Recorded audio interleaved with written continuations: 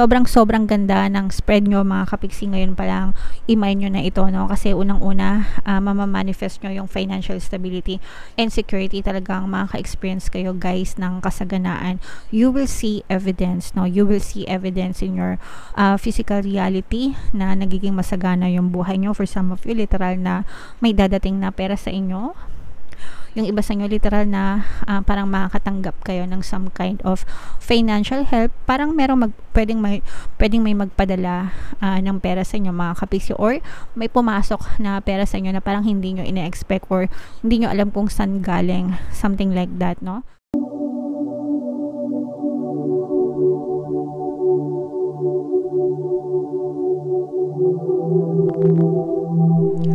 Hello guys, hello Aries, welcome back to Pinay Pixie Tarot.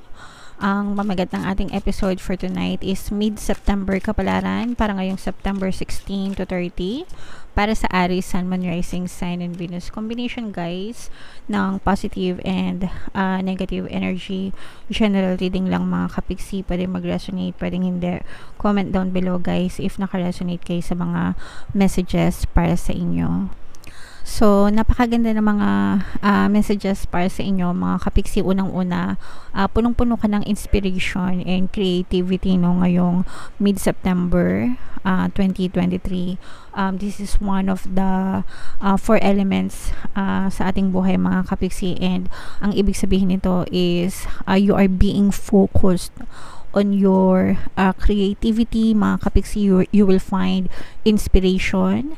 Nakakahanap ka ng mga inspiration and motivation sa iyong buhay, and nagkakaroon ka ng masidhing damdamin to work on your goals, to work on your desires, mga kapiksi. For some of you, maaring umaangat din yung inyong energy level or tumataas yung energy level, very hyped, ganyan, very enthusiastic, very energetic, mga kapiksi. So, kapag ka ganito, no, yung inyong nararamdaman, samantalahin nyo, keep up the momentum, mga kapiksi, kasi the more na mataas yung frequency nyo or high yung inyong vibration, the more na mas ma-attract nyo yung mga magagandang bagay sa buhay nyo, mga kapiksi. So, wag kayong susuko, wag kayong mag-give up, mga kapiksi, and always try to find motivation and inspiration sa inyong everyday life.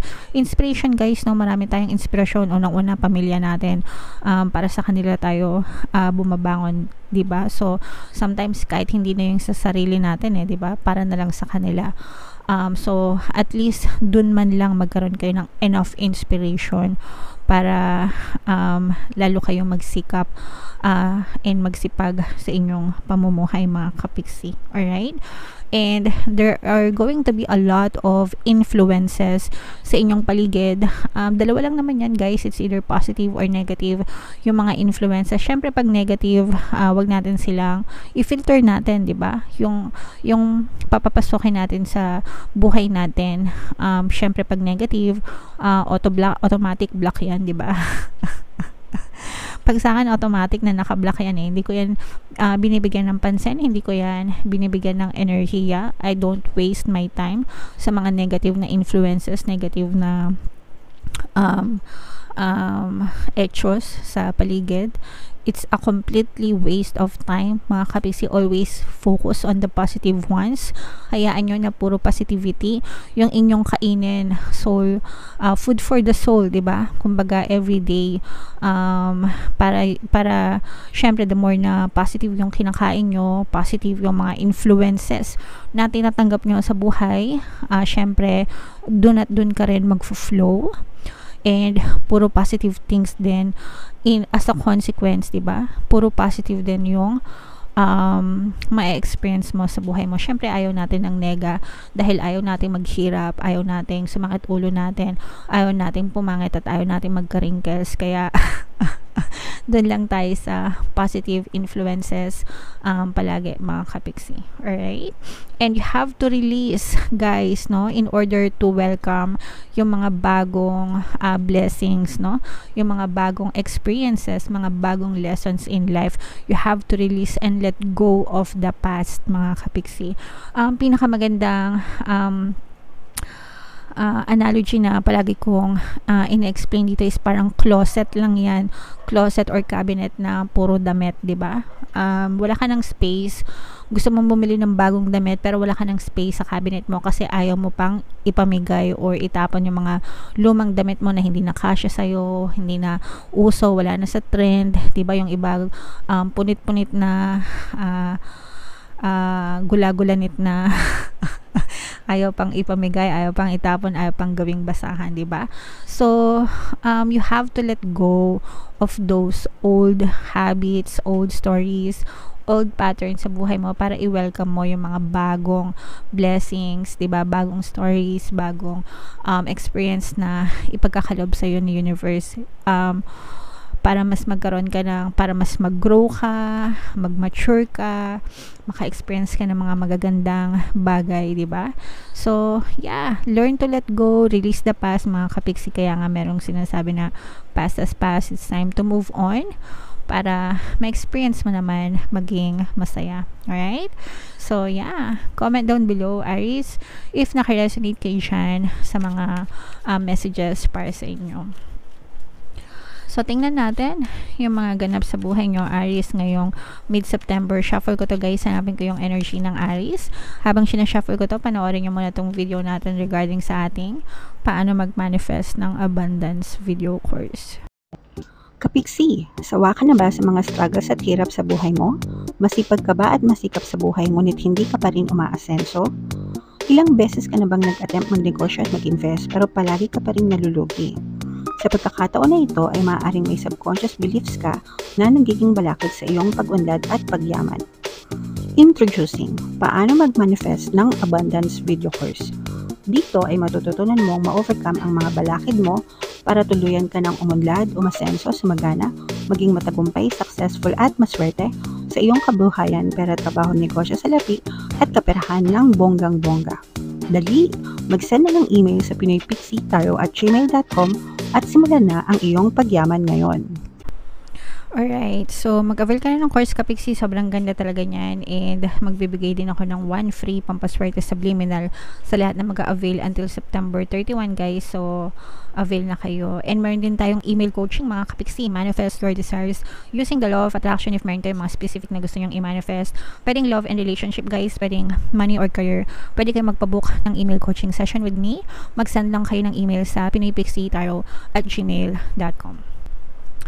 So, Aries, kayo ay represent ng King of Wands sa ating spread, mga kapiksi. Grabe, sobrang ganda ng spread nyo, mga kapiksi. Ngayon pa lang, i-mind nyo na ito, no? Kasi unang-una, mamamanifest nyo yung financial stability and security. Talagang makaka-experience kayo, guys, ng kasaganaan. You will see evidence, no? You will see evidence in your physical reality na nagiging masagana yung buhay nyo. For some of you, literal na may dadating na pera sa inyo.